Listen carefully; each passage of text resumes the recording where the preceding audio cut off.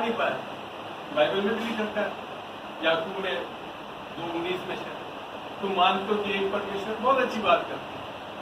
दुष्ट आत्माएं भी मानती है और थरथराती है, तो खाली यीशु मसीह को मान लेना संभव नहीं हमारे, क्या कहेंगे, इनफ नहीं। अब आगे यदि तुम उसी के द्वारा तुम्हारा उद्धार भी होता है, यदि उस सुसमाचार को जो मैंने तुम्हें सुनाया था स्मरण रखते हो, नहीं तो तुम्हारा विश्वास करना व्यर्थ हुआ। इसी कारण मैंने सबसे पहले तुम्हें वही बात पहुंचा दी। सिस्टर, आज अगर आप सेकंड क्लास में सबसे पहली बात समझ लो क्या लिखता है, जो मुझे पहुंची थी जी, कि पवित्र शास्त्र वचन के अनुसार यीशु मसीह हमारे पापों के लिए मर गया, वेरी गुड, और गाड़ा गया, और पवित्र शास्त्र के अनुसार तीसरे दिन जी भी उठा। ये है सुसमाचार। अक्सर जब कलीसिया में बात करते हैं, सुसमाचार क्या है कि वचन में निस्संदेह वचन में सुसमाचार है, सारा वचन सुसमाचार नहीं है। जैसे अभी मैंने बताया, अगर उत्पत्ति 3-4 को पढ़ लो तो सुसमाचार नहीं है,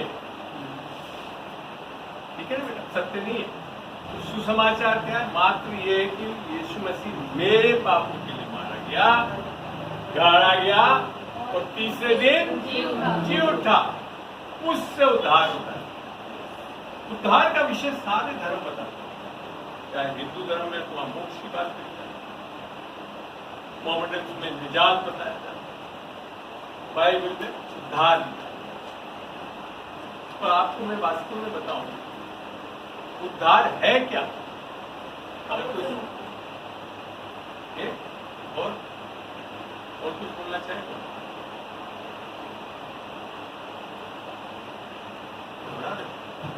अरे कोई टेस्ट नहीं ले रहा हूँ आपको, मैं पास नहीं कर सकता हूँ, यीशु मसीह पास कर सकता है अगर आपने उद्धार पा लिया। मोक्ष की प्राप्ति नहीं कर सकते, है जी, मोक्ष की प्राप्ति नहीं कर सकते। मोक्ष तो उद्धार है, उद्धार है क्या? तो प्राप्ति कैसे हो रही? अगर किसी भी धर्म में आप जैसे हिंदू, आप हिंदू बैकग्राउंड से रहते हैं, पर आप हिंदू बैकग्राउंड में जानते हैं मोक्ष क्या होता है? मोक्ष का ये होता है कि मतलब जैसे हम लोग बोलते हैं नॉर्मल वे में कि मतलब बेड़ा पार लग गया है, मतलब या good, very good and very good way. ऐसे। और कोई बताना चाहे आप में से कौन कौन हिंदू बैकग्राउंड से? मैं भी आप बता दूं, जब तक मसीह में नहीं आया हिंदू से गए भी तो मैं एक्चुअली हिंदू धर्म को भी काफी हद तक जानता था। मेरे नाना पूर्ण रूप से ब्राह्मण लोहानी हिंदू के, मेरी नानी ईसाई, और दोनों धर्मों से मेरे को कुछ नहीं मिला। अगर हिंदू धर्म को भी उठाकर देखोगे तो वहाँ जो मोक्ष है उसका अगर डेफिनेशन बोले तो वो ये है कि जब आत्मा जाकर परमात्मा से एक हो जाए, उसे मोक्ष। Same in Christianity as well as any other, अर्थात परमेश्वर से रिश्ता हो। तो प्रॉब्लम क्या है? धर्मों में एक प्रॉब्लम है, यहाँ तक कि हमारे ईसाई धर्म में भी यही मानते हैं कि मरने के बाद होता है। नहीं, तो अनंत जीवन क्या है? अनंत जीवन क्या है पता है? हाँ बेटा, मास्क खोल के बोलो। परमेश्वर में रहना ही अनंत जीवन है। परमेश्वर में रहना ही अनंत जीवन है। Very good. और कोई बता सकता है अनंत जीवन? अक्सर जब मैं कभी कहीं करता हूँ, पूछता हूँ तो हाँ, जब हम प्रभु के पीछे चलेंगे और मरने के बाद जीवन अब आप इसका समझ यही मानती है? बिल्कुल गलत, बिल्कुल गलत। कारण अगर ऐसा सोच रहे हैं तो मान के चलिए कि मरने के बाद जाओगे नहीं जाओगे कुछ पता नहीं आपको। अनंत जीवन जीते जी पाना है। और बाइबल में जो लिखा है वो तो नहीं जानते हैं, बाकी सिखाते हैं, वो यही सिखाते हैं लोग कि आप जब परमेश्वर यीशु मसीह के पीछे चलेंगे, विश्वास में चलेंगे, फलाना होगा तो आप अनंत जीवन पाओगे। निसंदेह है वो अंश, पर अनंत जीवन मरने के बाद नहीं, जीते जी शुरू। पढ़ना चाहे तो पढ़े, यूहन्ना 5 का 24 और 25 में से एक होगा, 24 और 25। यूहन्ना सुसमाचार 5 का 24 और 25। मैं तुमसे सच सच कहता हूँ, जो मेरा वचन सुनकर मेरे भेजने वाले पर विश्वास करता है, अनंत जीवन उसका है और उस पर दंड की आज्ञा नहीं होती, परंतु वो मृत्यु से पार होकर, किससे पार होकर? मृत्यु से पार। हाँ, मृत्यु से पार होकर जीवन में प्रवेश कर चुका है। करेगा नहीं करेगा? हमारे आधे से ज्यादा वो होते हैं कि अभी करेंगे हम। बाइबल में यीशु मसीह, ये यूहन्ना नहीं बोल रहा, यीशु मसीह स्वयं बोल रहा है, करेंगे नहीं, कर चुका है। क्योंकि अनंत जीवन आपके कुछ करने से नहीं मिलता, यीशु मसीह के कारण मिलता है, और यीशु मसीह से रिश्ता ही अनंत जीवन में। पढ़े यूहन्ना 17:1-3, यूहन्ना 17:1-3 पढ़ के देखते हैं। यीशु ने ये बातें कही और अपने आंखें आकाश की ओर उठकर कहा, हे पिता, ये घड़ी आ पहुंची, अपने पुत्र की महिमा कर, कि पुत्र भी तेरी महिमा करे। अच्छा, क्योंकि तूने उसको सब प्राणियों को अधिकार दिया। क्या? किसको अधिकार दिया? किसको अधिकार दिया? प्राणियों को नहीं, यीशु को। तूने उसको सब प्राणियों पर अधिकार दिया है। सब प्राणी में कौन आ गए? तो बचा कोई भी धर्म वाला? अच्छा, वेरी गुड। आगे, कि जिन्हें तूने उसको दिया है, हाँ, उन सब को वो अनंत जीवन दे। तो देने वाला कौन है अनंत जीवन? यीशु मसीह दे। आप भी कमा सकते। आगे, और अनंत जीवन यह है, आप कभी क्लास में पढ़ते हैं ना, डेफिनेशन बताते हैं, और अनंत जीवन यह है। क्या है? कि वो तुझ अद्वैत सच्चे परमेश्वर को, अर्थात इस बाइबल के एक परमेश्वर को, और यीशु मसीह को, हाँ, जिसे तूने भेजा है, जाने। यीशु मसीह किस रूप में आया? मनुष्य के पुत्र के रूप में। तो परमेश्वर को, यीशु मसीह को मेरे जान गए तो परमेश्वर को जान। तो इस बाइबल के परमेश्वर को जानना और यीशु मसीह को जानना, वो है अनंत जीवन। और ये जानना जो शब्द है, ये मात्र ये नहीं कहा यीशु मसीह को, ये शब्द वहां से उत्पत्ति में इस्तेमाल हुआ था पहली बार, जब लिखा था कि आदम ने हव्वा को जाना और एक पुत्र सूंघा, रिश्ता। तो मसीह के पीछे धर्म में बताया ना, ईसाई धर्म परेशान हो जाओगे आप। मैं तो कई बार तब सिखाता हूँ तो बोलता है, वहां दिया जलाते रहो तो बेहतर नहीं थे, आगे कैंडल जलाने लग जाओ, इससे मसीह धर्म देने नहीं आया, मसीह रिश्ता लेने आया, अनंत जीवन देने आया। और वो जीवन परमेश्वर का जीवन है। और वो जीवन ऐसा नहीं है खाली इस मसीह नाम के मरे टूटे रहते हुए और पहुंच जाएंगे। परमेश्वर का अनंत जीवन है, परमेश्वर का जीवन। और वो कैसा है, उसके लिए यीशु मसीह ने जब बोला यूहन्ना 10:10 में, चोर को चोरी करने, घास लगाने, नाश करने आता है, पर मैं आया ताकि तुम जीवन पाओ। ध्यान से सुनो उस वचन को, ताकि तुम जीवन पाओ और भरपूरी का जीवन पाओ। तो मैंने कहा प्रभु सीधा एक बार बोल देता ना, एक ही जीवन, भरपूरी का जीवन क्यों दो बार बोला? जीवन पाओ अर्थात परमेश्वर का जीवन पाओ, जिसके कारण भरपूरी का जीवन होता है। अर्थात परमेश्वर को पाओगे, जैसे आपने पढ़ा था नहीं कि परमेश्वर उसके साथ, तब भरपूरी का जीवन। अन्यथा कितने बिल्डर टाटा बन जाए तब भी भरपूरी नहीं रहेगी। मैं आपको बताऊं, आज कई लोग सोचते हैं रिलायंस वाला बहुत अमीर है, मैं जानता हूं मैं उससे ज्यादा अमीर। क्योंकि आज अगर अंबानी जी का जो लोन है ले लिया जाए ना वापिस, कंगाल हो जाएगा, रास्ते पे आ जाएगा। मैंने रास्ते पर लोन नहीं लिया, मेरे को कोई कंगाल नहीं कर सकता, इस दुनिया वाले मुझे कंगाल नहीं कर सकता। कौन वापिस धनवाद? अंबानी या मैं? तो आप जाने, आप ये सब तो दीपक होती है, ये कोई अमीर नहीं है ये अपने आप से। ये तो आपका मेरा धन लेकर, उधारी लेकर मैंने, वो भी लेकर भाग जाते हैं कई लोग। वास्तव में धनवान को जिसके पास आप कहेंगे हमसे नहीं करना बात होगा। आशीष ब्लेसिंग तो तब है जब बाइबल से देखते हैं ब्लेसिंग क्या। मजा आ रहा है आप लोगों को आज? बहुत मजा आ रहा है। कब तक करने कब थैंक यू। पढ़ते हैं नीति वचन 10 का 22। क्या आज आपको मोतियां मिल रही है कि नहीं मिल रही है? यस। जी। धन यहोवा की आशीष से ही मिलता है। क्या धन आशीष है? वैसे को ध्यान से पढ़ा। धन यहोवा के आशीष से मिलता है। और आगे क्या लिखा है? और वह उसके साथ दुख नहीं मिलाता।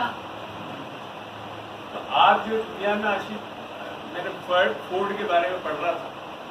इसने फोर्ड गाड़ी बनाई आज अपने इंडिया में भी मिलती है, बहुत धनवान दिखती है। तो पता हुआ आपको दिन में क्या खाता थी? आज अपने जो गांव वाले मिलते हैं ना, ज्वार का वो सत्तू रबड़ी, वो खाता था। क्या धनवान नहीं? और उसके साथ आशीषित कौन है व्यक्ति? जो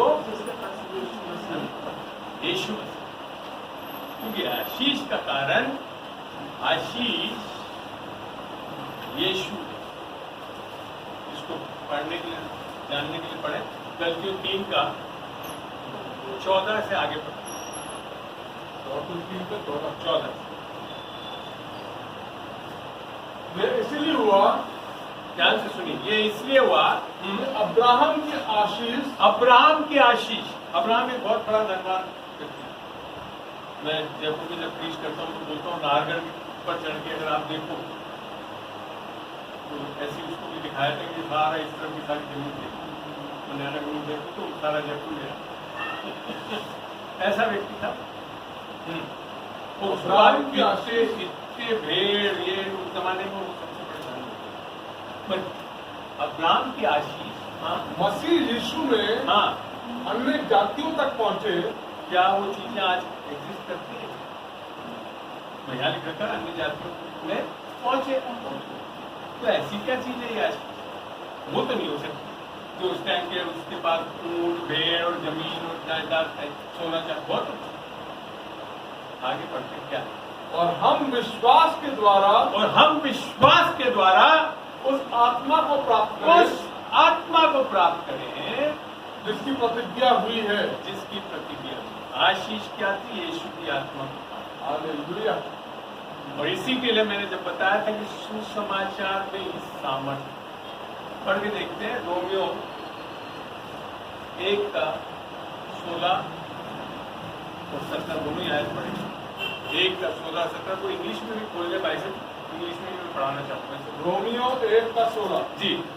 क्योंकि मैं सुसमाचार से नहीं लग जाता। आपको भी मैंने सुसमाचार बताया, सिस्टर आपको बताया ना सुसमाचार क्या, और यहाँ पे पौलुस उसी सुसमाचार के बारे में बता रहा है कि मैं उस सुसमाचार से नहीं लग जाता। और हमारे कई लोग अभी भी लग जाते हैं, पता नहीं। बड़े बात। इसलिए कि वो हर एक विश्वास करने वाले के लिए, पहले तो यहूदी फिर यूनानी के लिए उद्धार के निमित्त परमेश्वर की सामर्थ्य है। उद्धार के निमित्त परमेश्वर की सामर्थ्य। इंग्लिश में For I am not ashamed of the gospel of Christ। अब यहाँ पे इंग्लिश में इसके लिए अच्छा लगता है कि इंग्लिश में एक वर्ड होता है दी, आर्टिकल होता है। वो जब लग जाता है किसी शब्द के आगे तो उसके अलावा और कुछ नहीं हो सकता, वो ही है। यहाँ कहता है not ashamed of the gospel, माने एक ही है सुसमाचार। आगे I am not ashamed of the gospel of Christ, for it is the power of God। The power of God, उसके अलावा और परमेश्वर की सामर्थ्य कहीं पूरे वचन में कहीं से नहीं आती।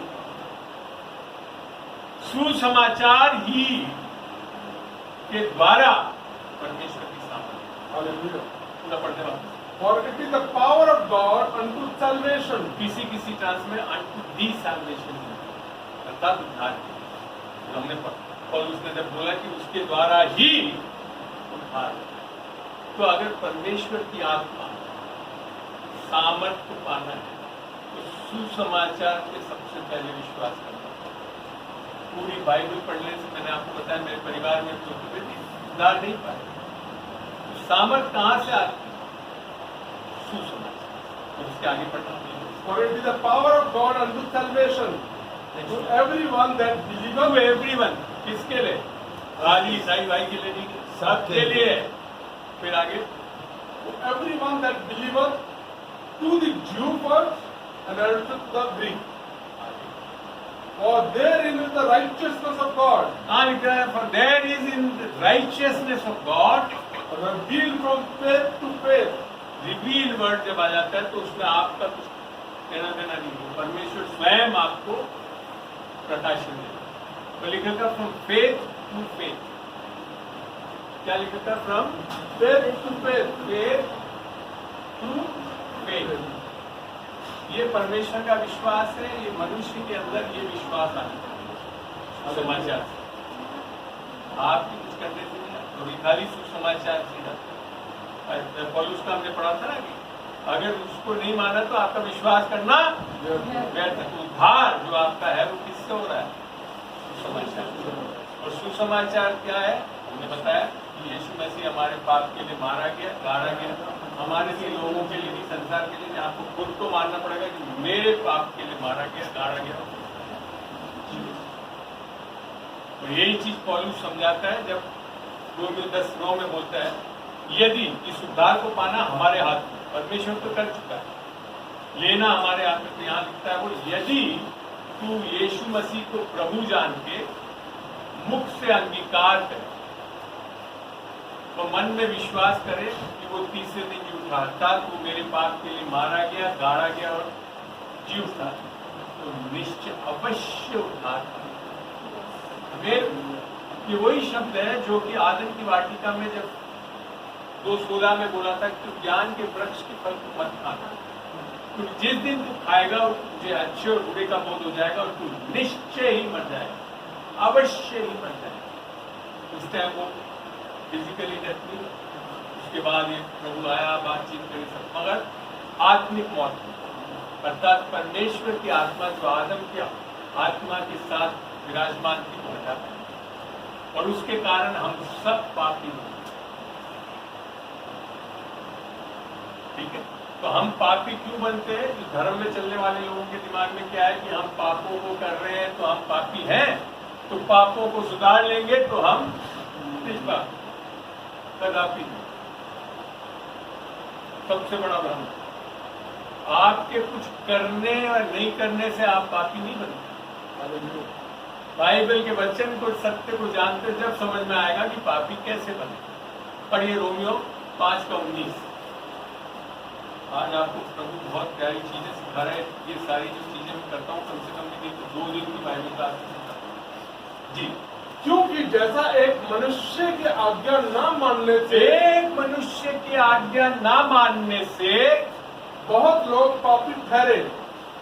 आप पापी इसके लिए नहीं ठहर गए कि आप अनाज्ञाकारी हो गए। पहले मनुष्य आदम की अनाज्ञाकारिता के कारण हम सब पापी थे।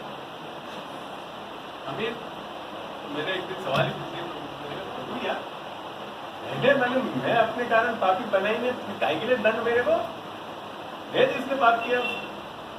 परमेश्वर का आगे बढ़ के वैसे ही जैसे एक अनाज्ञाकारी हुआ, हाँ, वैसे ही एक मनुष्य की आज्ञा मानने से बहुत लोग धर्मी ठहरेंगे। ये कौन सा मनुष्य है? दूसरा आदम अर्थात यीशु मसीह।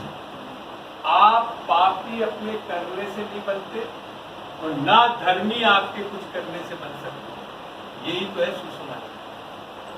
पापी आप क्यों बने? आदम की अनाज्ञाकारिता। और धर्मी आप क्यों बने? तो आपका लेना देना क्या हो? और ये कब संभव हो रहा है? यदि हम इस चीज को माने यीशु मसीह पाप के लिए मारा गया, कहा गया। तो पाप जो था आत्मा में हुआ था सबसे पहले। तो आत्मा में पाप क्या है? आत्मा में पाप ये है, आपकी एक आत्मा है, आदम की जब आत्मा थी और उसके साथ परमेश्वर की आत्मा थी, उसके साथ संसर्ग। तो जब वो अनाज्ञाकारी हुआ तो ये हट गई और ये खाली अपनी आत्मा में रहेगी। तो आत्मा में पाप निस्संदेह आदम के कुछ करने से हुआ, पर आप किस अवस्था में है बिना परमेश्वर, वो किसके कारण? इसीलिए तुमने 5:12 में लिखा था ना, एक मनुष्य के कारण पाप जगत में आया। पापों को नहीं लिखता, पाप जगत में आया, वो पाप के साथ मृत्यु हुई और मृत्यु सब में फैल गई और सब ने पाप किया। पापों को करने से आप नहीं बने पाप। आदम के अनाज्ञाकारिता के कारण आप इस अवस्था में आ गए बिना आत्मा के हो। और आत्मिक रूप से पाप क्या है? यीशु मसीह की आत्मा के बिना होना, कर्मों से आपके कर्मों से तो नहीं है पहला, और उसका सही समाधान दूसरे आदम कर चुका है, आप नहीं कर सकते। इसी के लिए लिखा कोई भी धर्म के कार्य आपको धर्मी नहीं बना सकता, बल्कि आपके धर्म के कार्य मेरे चित्रों के समान है। धर्मी हम कैसे बन रहे हैं? यीशु की आत्मा को पाने, अर्थात परमेश्वर की धार्मिकता। और वो कैसे हो रहा है? सुसमाचार से। पढ़ते हैं इफिसियों का 1:12 से आगे पढ़ेंगे। इफिसियों 1:12 से आगे,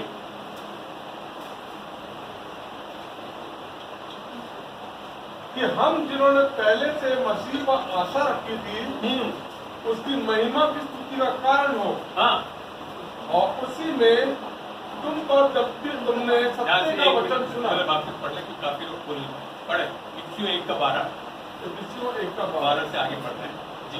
तो मैं आपसे एक छोटा सा निवेदन करूंगा, अगर समय बचाना चाहें तो आप नोट कर लें, आराम से घर में जाकर कोई पढ़ें जी। पढ़े।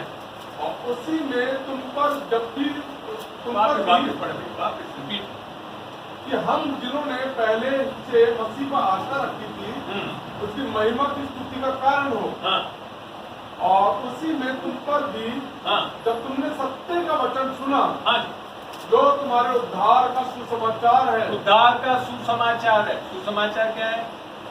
मेरे पाप के लिए यीशु मसीह मारा गया, गाड़ा गया, उसको सुना, उसको ग्रहण किया, तो क्या लिखता है?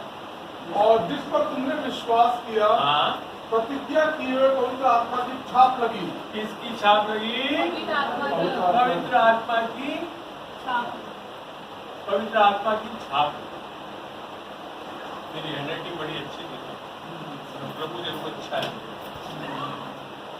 तो क्या हो रहा है? जो चीज आदम की वाटिका में हम हो गए थे, हो चुके थे, वो वापस मिल रहा है, जो उद्धार। आप समझ में आ रहा है कि मसीहत क्या है? मसीहत मात्र खाली 2-4 वचनों को बोल देना बहुत अच्छी बात है, मना नहीं करना, गाना गाना बहुत अच्छी बात है, पर उससे मसीहत नहीं आती। आप चर्च में बैठे रहे 20 साल तक, गाना गाते रहे, सब करते रहे, पर अगर सुसमाचार को नहीं समझे और उसको ग्रहण नहीं किया तो कुछ नहीं बदलेगा। तो क्या मिल रहा है? आत्मा। और जब आत्मा मिल जाती है तो क्या होता है? हमारा नया जन्म।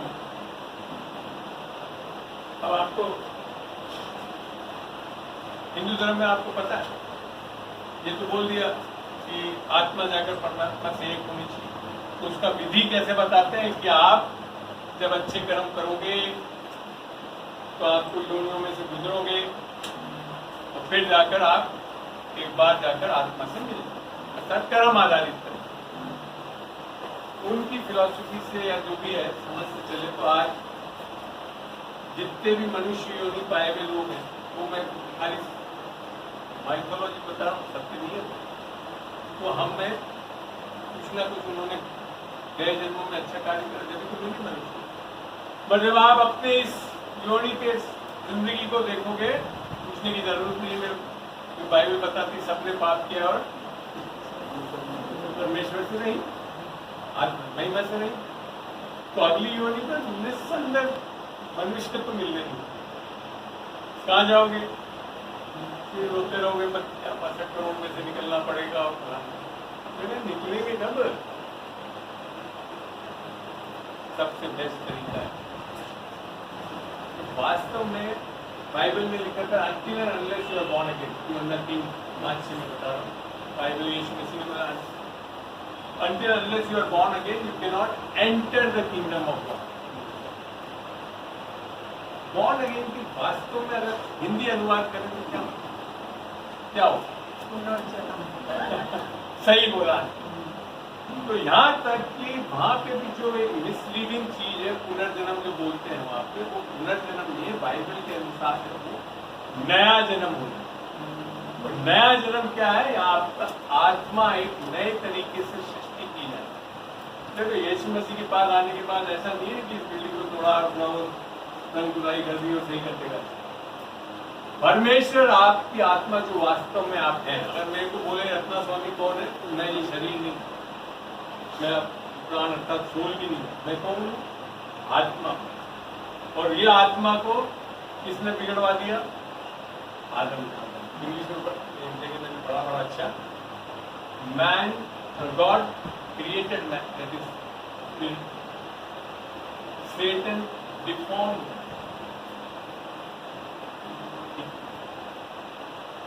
Christ transformed, and the Holy Spirit conforms.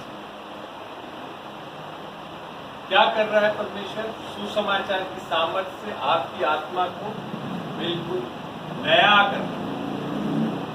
जैसा दूसरा कुरिन्थियों 5:17 में, जो यीशु मसीह में है वो एक नई सृष्टि है। सृष्टि आप नहीं कर सकते, आप अपनी सृष्टि नहीं कर सकते, परमेश्वरी सृष्टि कर सकते। जो यीशु मसीह में है वो एक नई सृष्टि है।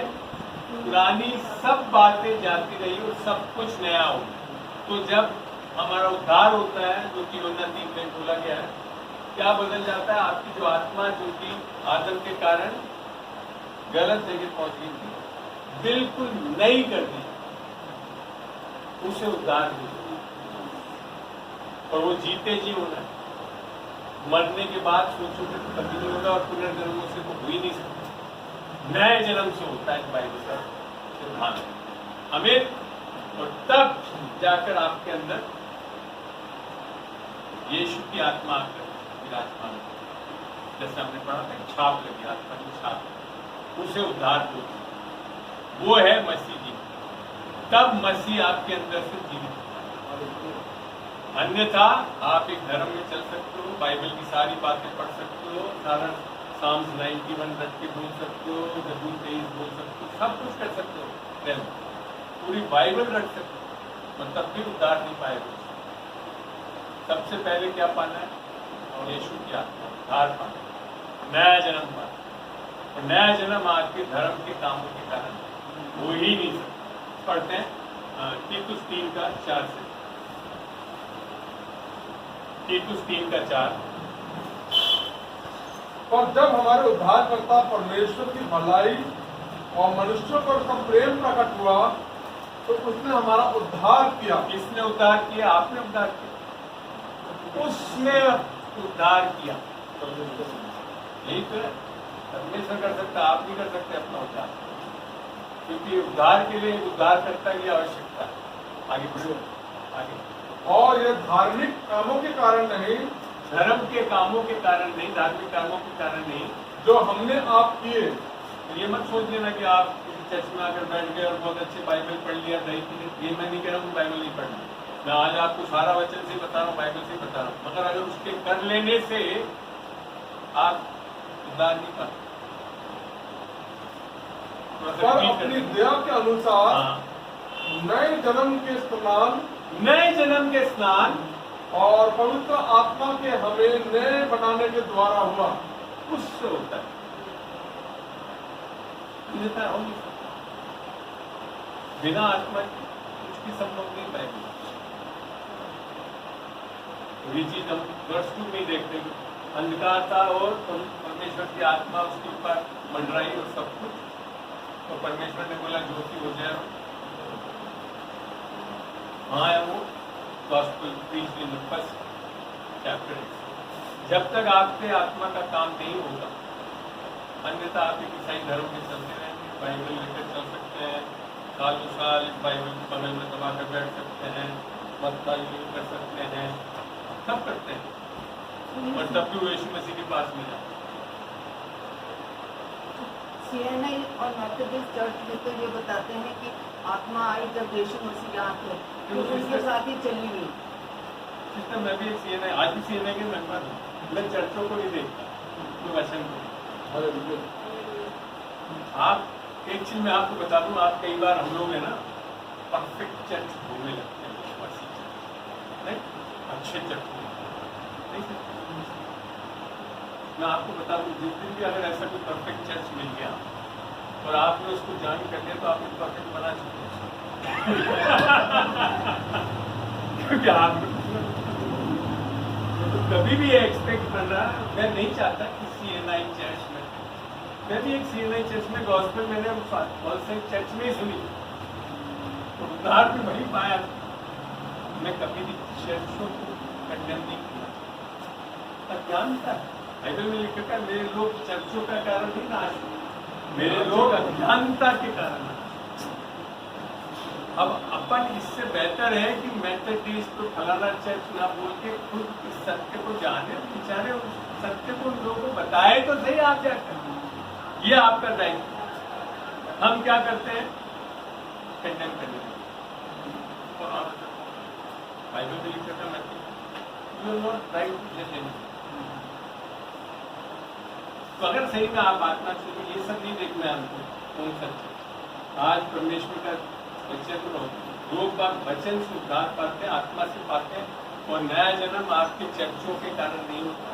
नया जन्म बाइबल के अनुसार पत्रस ने लिख रखा है, इस अविनाशी बीज वचन के द्वारा आपका नया जन्म। उस वचन को कोई ऐसी जगहों में जहाँ पे नहीं, तो यही तो दायित्व है हमारा।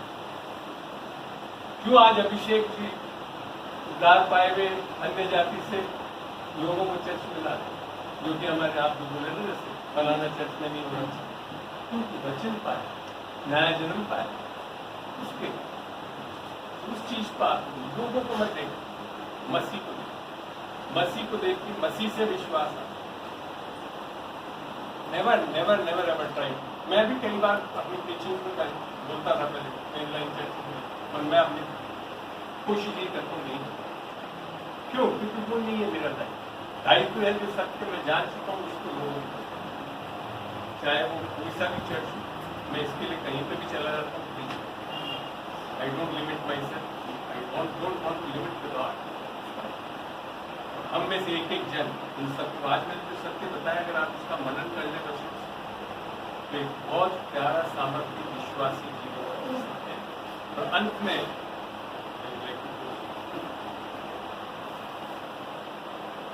अक्सर जो हम लोग एक सोच रखते हैं तो ये रखते हैं कि मसीहत ये है कि हम अब परमेश्वर के लिए क्या क्या करें, जैसे हमने शुरुआत की ये करते। और मैं वास्तविकता में मसीहत के बारे में डिफाइन करता हूँ।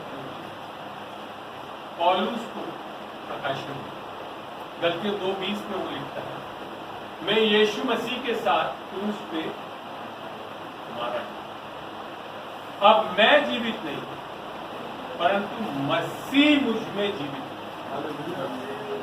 तो फिर आगे लिखता, अब जो देह में मैं जीवित हूँ वो केवल यीशु मसीह के विश्वास से, अपने विश्वास से नहीं, केवल यीशु मसीह के विश्वास से, जिसने मुझसे प्रेम किया और मेरे लिए मारा गया, अर्थात तो मसीहत ये नहीं है कि हम क्या क्या परमेश्वर के लिए करने चाहिए। मैं आपको बता दूं, आज मैं सेविका ही करता हूँ, दुष्ट आत्माएं निकाल लेते हैं हम, लोग चंगे होते हैं, सब कुछ होते हैं, और तब भी जाकर परमेश्वर के सामने खड़ा नहीं हो सकते कि परमेश्वर मुझे एक्सेप्ट करे। केवल और केवल इसके लिए मैं ग्रहण योग्य हूँ कि मैंने यीशु मसीह में उसे अपना उद्धार करता हूँ, जो कि अक्सर गलत करते हैं लोग बात। यीशु मसीह को काय के लिए ग्रहण करना है कि नरक नहीं जाए स्वर्ग को।